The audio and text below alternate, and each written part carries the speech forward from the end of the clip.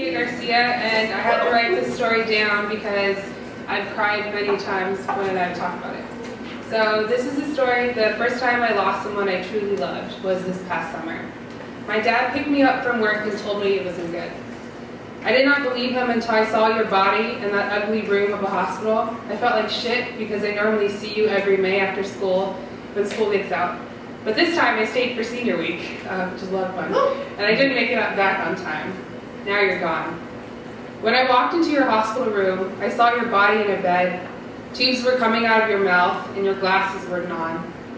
You didn't have that silly 80s style white visor that you always have on at track meets. You didn't have your necklaces on that had all your rings on it because you couldn't put rings on your fingers because you had arthritis. And you didn't have your glasses on. But most importantly, you didn't get up out of that bed and give me a big hug. I couldn't take it anymore. I've admired you for so long that I can't even remember how long. Now you are reduced to tubes, a weak body, and a horribly decorated hospital room. I didn't understand how such a healthy, strong woman could be gone in a blink of an eye. My dad pulled me close. I put my head in his chest, and I sobbed like a child. My mother and my sister were also there. I tied a knot on your prayer blanket and said goodbye. This was the last time I saw you. You died that night. At your funeral, I tried my hardest to keep myself together. I had cried the hardest I'd ever had that day. But as your track students came in, they piled in. They all were wearing track jerseys from Cesar Chavez, the Valley shirts they had won, and even their medals. I soon realized that you will continue to live through each of us. I may have been one of your first students, but I surely wasn't your last. I was thinking at that time that I can't remember the first time I met you. All I know is that it was over 14 years ago. I also can't remember hearing you yell at me or get mad at me when I was running. It was when you didn't say anything that I was most worried. You started my love for running, and because of you, running and I remain old friends. We are not as close as we used to be, but we maintained sort of like a love-hate relationship. Because of that, I made it to Valley State and was named the captain of my high school team. I always knew that I wasn't the best runner. Heck, I wasn't the best runner of the team. But you taught me that I had a fight in me that no one could take away. You taught me to work the hardest that I could and be confident in myself. The times that the times that I was most lost were when I forgot the things that you and running had taught me. You taught me to give no shits about things, to leave everything on the track, and to love my competitors. You're the reason why I'm not afraid to run for hours on end. You're the reason why I love to run. You're the reason why I have confidence in fight and all that I do. But you're supposed to live forever. You're supposed to see me graduate in 2 years. Sorry.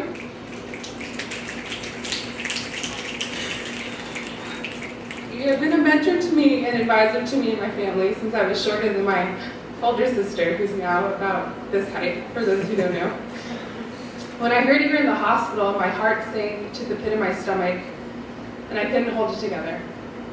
My mind raced back to elementary school, track meets, the times where I ran, I beat all the boys from the other schools, where my sisters were cheering me on, and the time 2 years ago, when I was in high school, you asked me to race a kid in 5th grade, I was then like a senior in high school, around the 1,500 meters, which is a mile, and he beat me by a minute. So it was really good. I was like, oh God.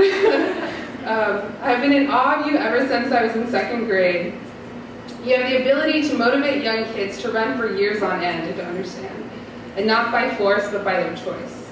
Running was a cool thing to do. I think it still is.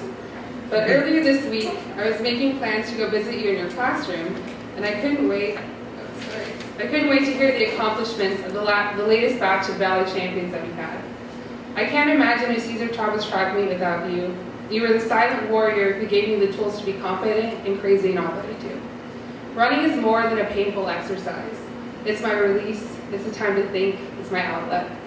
You gave me the greatest gift anyone could, the ability to love pain, welcome it, and strive in its presence. I am praying for you to come back to us so I can tell you that I love running again and that I really want to know your success, your secret. How were you able to make all of those kids run for so long? But I think I figured it out. You just loved us, you loved the sport, and you loved to be around us. I miss you already, and I'm praying for you more than words can describe. It's funny how much you really mean to me, and that asphalt track, and the hills that you made us run for hours on end. It's the most pain that I've ever felt. But that pain has helped pick myself up when I almost failed out of college and when a girl stepped on my heart. You and that big asphalt track will always have a chunk of my heart. When I lost my love for running, you told me to read Born to Run. It's a great book, you should all look into it. And report back. I thought you were crazy. Running had given me the most injuries anything had ever had. It had placed me on crutches for months, and it almost killed me last year during the Boston Marathon, and so a bunch of other injuries. So I didn't want to read the book, so I picked it up only a few months later.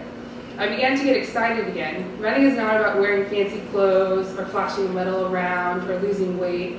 It is a time to think, to get mad at the world, and embrace the pain of being a human being. It is the story of a love affair between humans and the most natural thing we all do, run.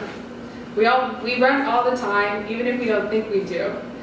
I'm constantly running to class because for the life of me, I cannot show up to anything on time. I run a club on campus and I was like 5 minutes late to our first general meeting of the fall. My dad started running when he was in elementary school to try and get to class on time as well. My mom started running a few years ago and she just finished her first half marathon earlier this month. My sister is the captain of the Mount Holyoke cross country and track team, and my little sisters will eventually, they'll get on the train. After the funeral, we went to see your husband, and he showed me a framed picture of us that you kept in your office. This was the picture that was taken when I was in 6th grade, the day I won Valley, over 9 years ago. You have meant so much to me and my family, words can't describe. Miss Greener, I miss you every day. I wear your necklace around me all the time. And I'm glad that you gave me a jersey to remind me how big I've gotten since elementary school. I can still feel the pain in my heart every time I reach for my running shoes, but I'm grateful that you're running around in heaven, keeping an eye on all of us. Love always, your track alumni who keeps on coming back.